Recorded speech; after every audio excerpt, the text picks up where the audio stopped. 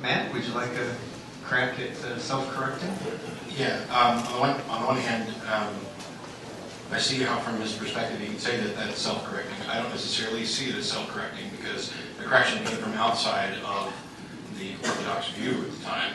This would, you can make the claim that it's self-correcting if you assume that there is a divine providence guiding these corrections. But I would say that in a secular moral system, we have a clear path to self-correction, and that is that, let's say I'm a slave owner, in the early United States, and it's clear that I have some preconception that I am better as a person, more valuable than the individual that's my slave. Otherwise, I would immediately recognize the contradiction, immediately recognize that, oh wow.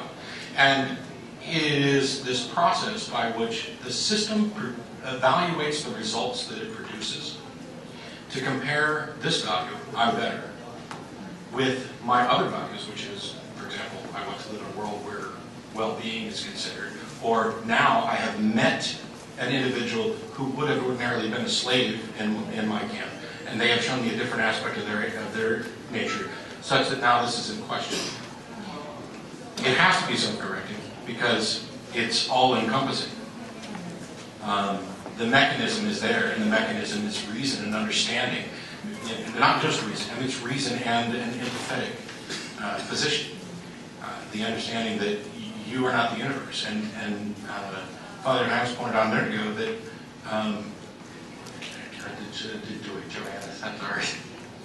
that you need something higher than yourself, and the assertion is that secular views don't have something that's higher than themselves. And that's not necessarily true.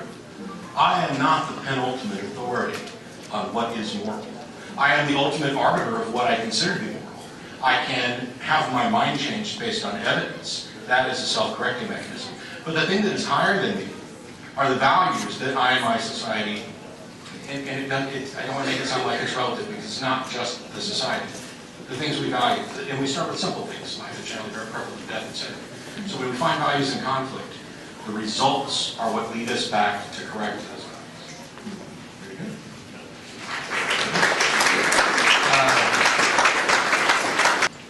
First of all, Mr. Jacobson, you mentioned, well, obviously this Christian self-correcting principle, and by implication that an atheist society or a secular society can't have that. And then you brought up the existentialists who basically fixed society based on the horrors of World War I and seeing what went wrong, and I assume empathy for others and imagining what it would be like to be when we killed doughboys, blah, blah, blah. All of these, including the stuff that you attributed to Martin Luther King, are also all available to an atheist. Yes. So, what do we need Christianity for? And if I may, I also have a question for Mr. Dillahunty and Mr. Shook. One question. Because Martin Luther King was a Christian, and he would tell you that every precept that he awoken both Christian and atheist, the Christian and atheist conscience with, drew from the moral tradition. I would argue, I'd take a little farther, and I would say if the atheists won't agree with this, but I think it's historically demonstrable that even the values of atheism draw from the Christian moral tradition.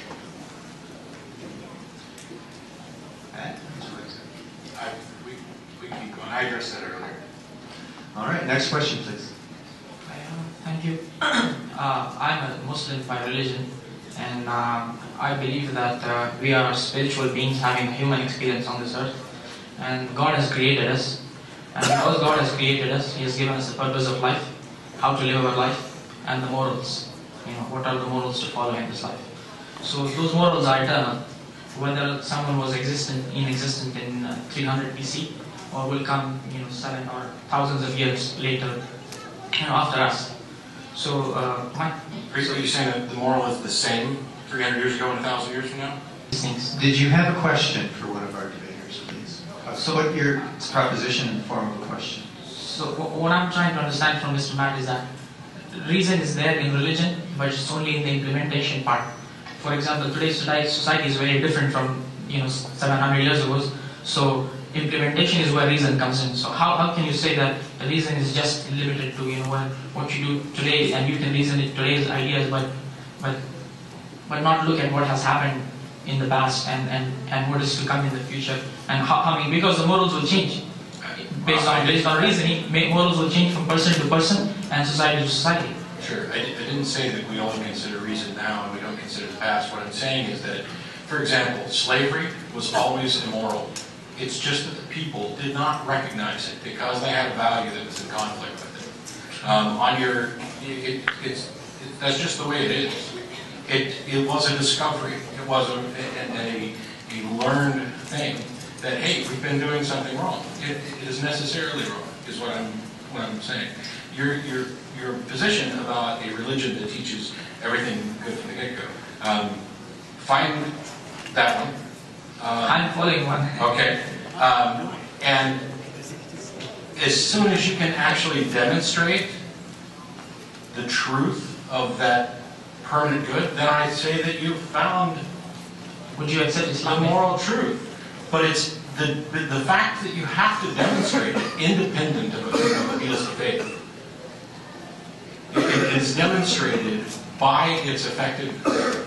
And the fact that you found a truth does not in any way testify to the source that is being proposed for that truth, any more than if I guess heads on a coin flip proves that I'm psychic.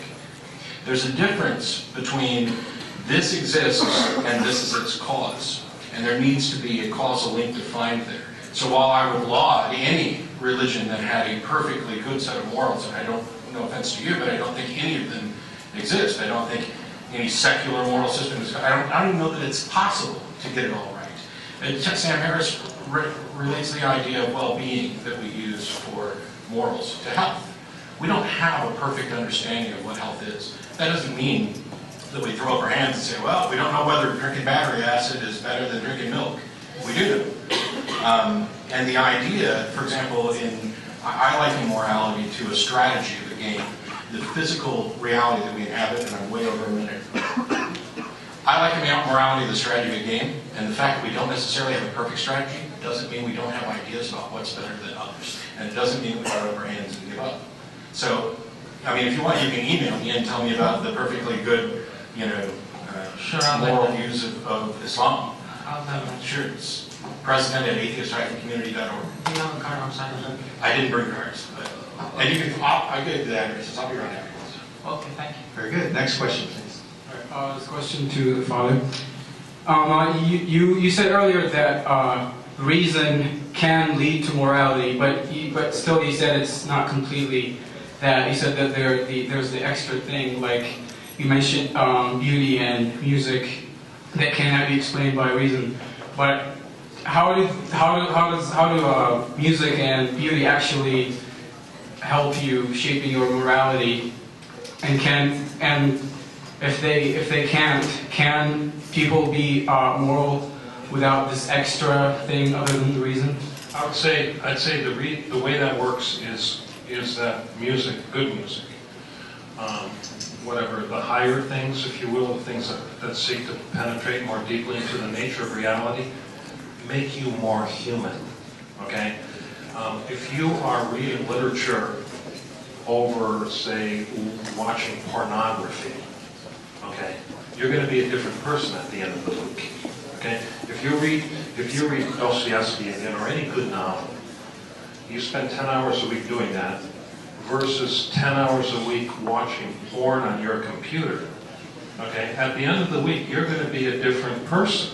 Okay, and I believe that and I live my life this way, and I believe it because I believe it's true.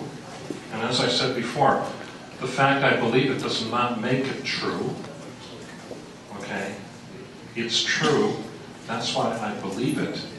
Is that man is fundamentally, before all things, a spiritual being.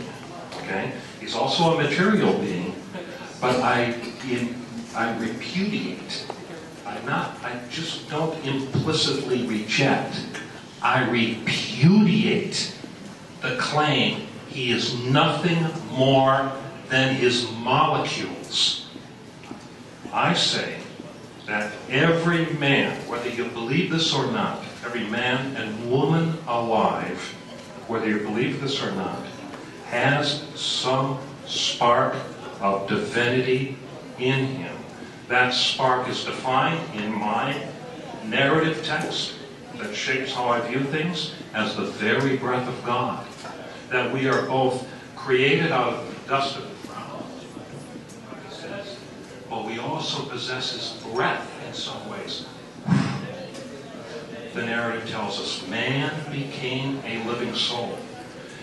And that very reality calls you upward, higher. And when we look at history, when that is recognized and understood, you see the great developments in science, art, architecture. That is its source, and that is its motivation. So, what are we going to be? Are we going to be someone who disciplines ourselves and reads the good stuff? Or are we just going to glue our screens to our computer and watch porn for the rest of our life? Okay? I'm telling you, you guys, because I know you all do it. I know you all do it. In the end, listen to me. In the end, you're going to become more of an animal and less of an angel. Because you're denying something fundamentally true about yourself.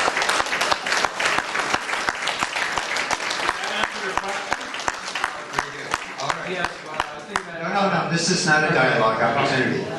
Next question, please. And let's accelerate the Q&A a bit. We're approaching the time stop, I'm afraid.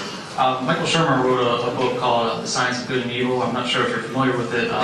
It posits that basically evolution favors individuals and cultures that are more moral than others. I guess, Matt, what is your thought on that hypothesis? And as far as the father is concerned, if you do believe evolution... We have time for one question. Okay. I think you've asked it. Matt? I agree. I believe that the Darwinian narrative of creation is the creation narrative of the philosophical materialist. Next question, please. Father, this one is for you. I have a question about, you said earlier that God produces creativity in man, more or less. However, there are a lot of artists, writers, and musicians who are atheists. George L. being one of them. Mm-hmm. So I'm curious how you would reconcile that or defend that. Yeah. I would say that the natural creativity with man is congruent with the nature, well, we don't know the nature of God, we only know his person, okay? We don't know anything about God's nature.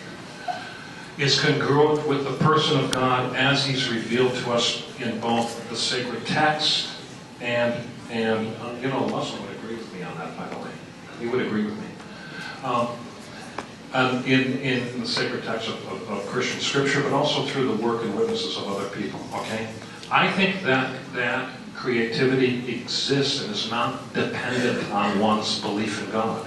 It exists despite one's belief or non-belief in God.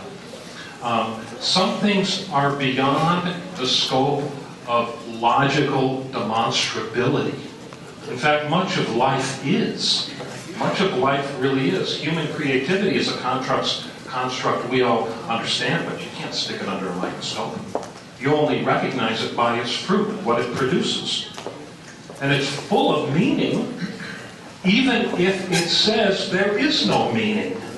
Okay? That itself is meaningful. Okay? Great.